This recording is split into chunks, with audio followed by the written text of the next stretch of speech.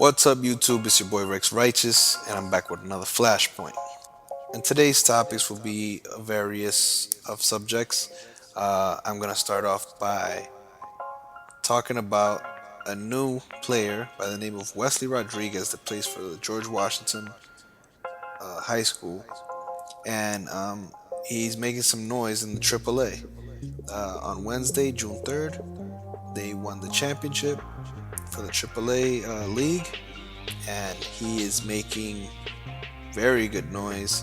I want to read this article to you guys really quick because he is from my neighborhood, Washington Heights, uptown Manhattan. So it starts off like this. It could be a sign of things to come. Wesley Rodriguez, the George Washington pitching sensation, who has caught national attention with his mid-90s fastball, was pitching under the lights at Yankee Stadium.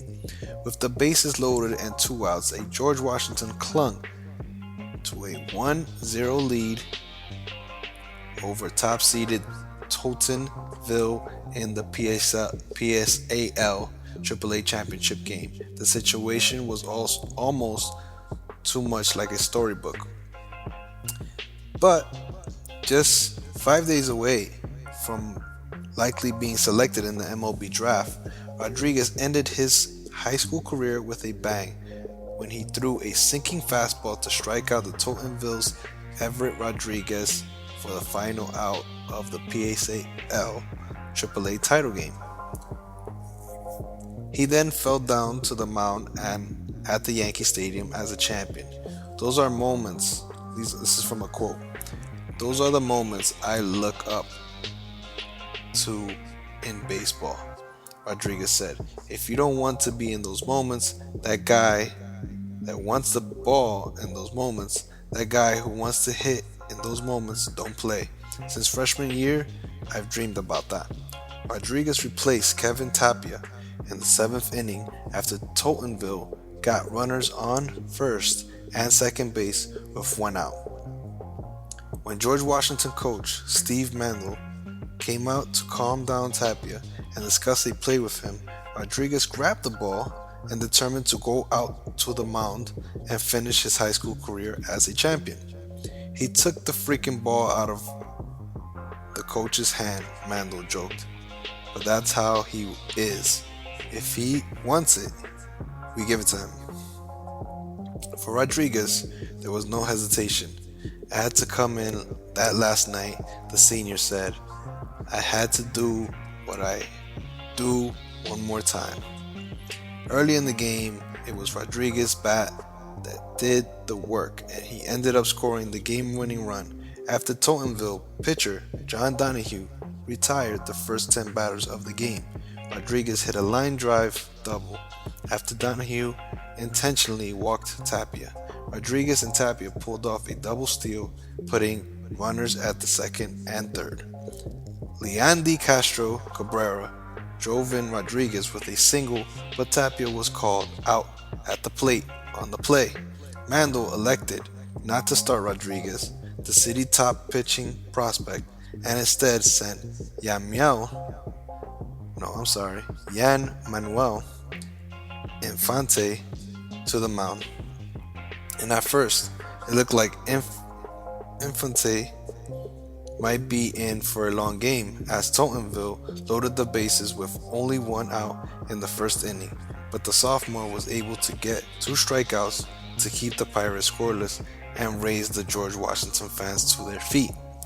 The sophomore then dominated the Pirates for the next 4 innings before walking to the batters with only 1 out in the 6th inning, causing Mandel to turn Tapia, who got the Trojans out of the bind, setting up the exciting finish.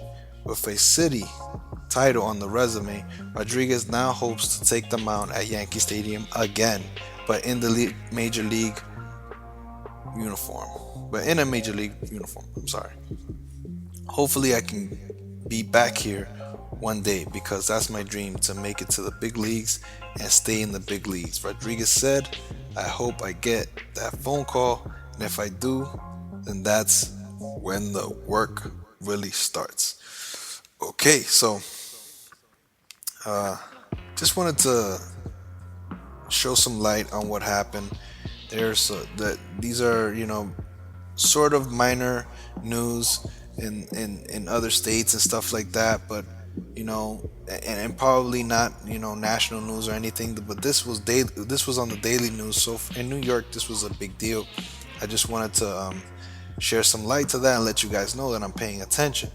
If this guy becomes a star, I would love to follow his career and see what he's gonna be facing in the future, because he is definitely uh, same just like me. He grew up in Washington Heights. He's Dominican. Um, he's went to the same school as me. I went to George Washington High School as well. Um, I didn't play too much sports there, but from what I hear, this guy's talented. He can hit the ball, and he also pitches in the 90 miles per hour area. So that is awesome. I just want to give a shout out, a salute to George Washington High School baseball team. Uh, the Trojans, you guys are doing excellent, man. Keep it up, keep killing it, and keep making stars. That's what it's all about. By the way, if you don't already know, that team is also the same team that Manny Ramirez was on. They don't make national news or anything, but these things are very impressive in our city, and sometimes we look forward to it. But anyway, my next topic will be on Game 1, Warriors versus Cavaliers. I just want to say that they were playing their hearts out the whole game. I thought it was an excellent game. It was fun. It was energetic. It was really nice to see. It was like a fresh breath of air. You know what I'm saying? Because I haven't been following it as much as I want to, but comparing the last finals to this finals, it is night and day. Night and day. There was a whole lot of drama with the last finals, and I just want to touch on exactly what happened in Game 1. LeBron definitely did his job by slowing down the game a bit, because the game was going really quick. I feel like the first 2 quarters, he was excellent. He did a great job. The Warriors hung on, and they didn't let it go more than 10 or 12 point lead, which was also impressive. So, that's what I think is going to always happen in this series. I like the activity that the Warriors had going, but their bench kept them afloat.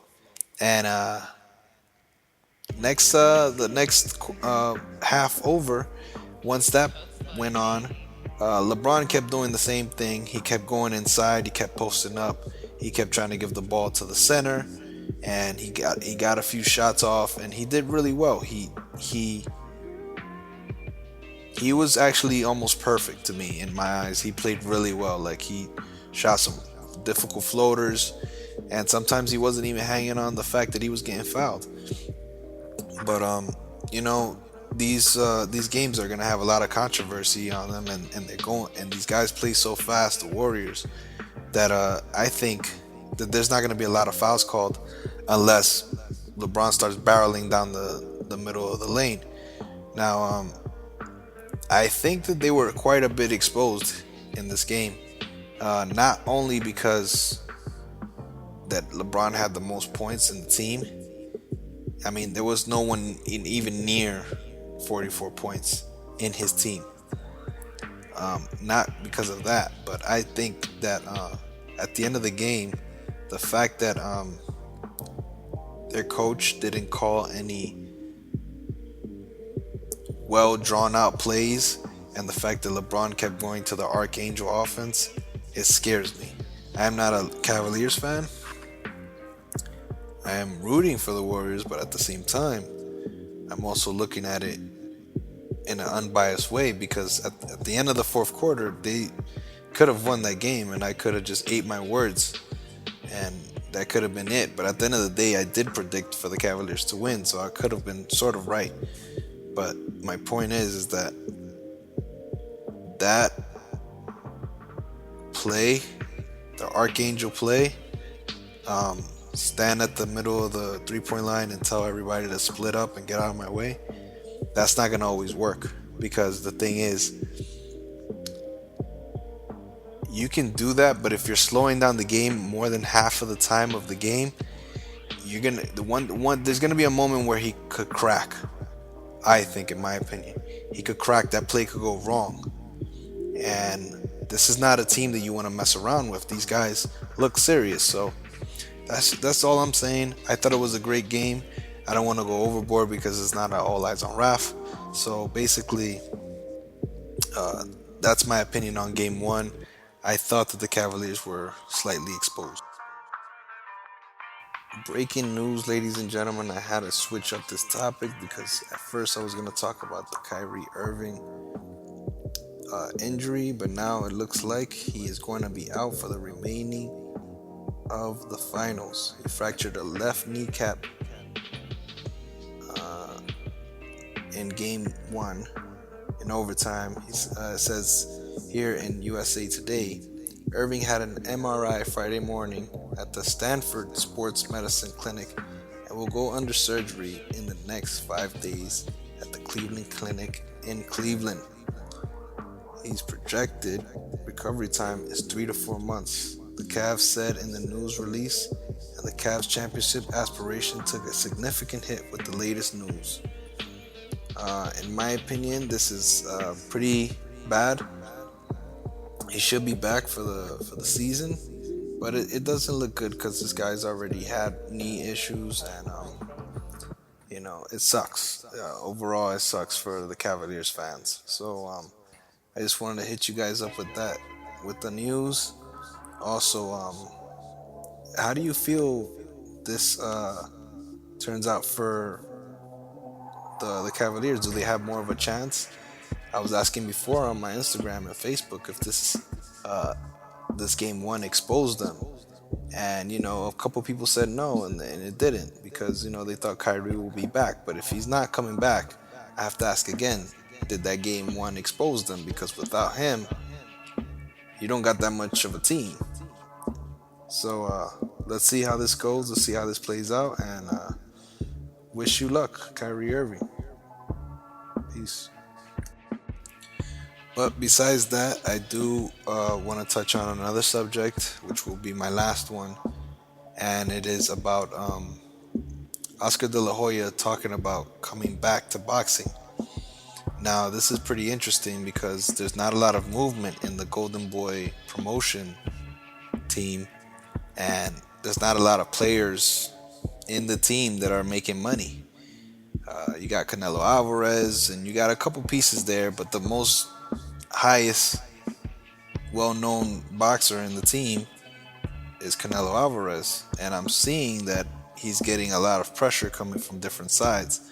So I think what Oscar is doing is a great marketing scheme. He's trying to face one of Canelo's opponents, like people that are calling him out. He's taking on some of his rivalries, which is great because he's already in shape. He fought in that division before, which was the 154 division and the 147 welterweight. And I don't see him going for a title or anything, but I see him actually doing well. And I don't know if I would want to see a Mayweather rematch. I don't know about that. I'm sure he would want that, but he seems like he'll take anybody on. He even called out Triple G, so I think it's good for boxing. Would be dope. Would be something new, and I look forward to something changing up in that story. I don't know if he's gonna, pull the trigger, as they say, and let's see what happens. He's doing the whole Michael Jordan thing. I'm coming back at 40. I'm coming back at 50. But De La Hoya is a really competitive guy, and this is boxing, so it's different. And it's not going to be a full season or whatever. He might take 2 or 3 fights on, and that'll be it.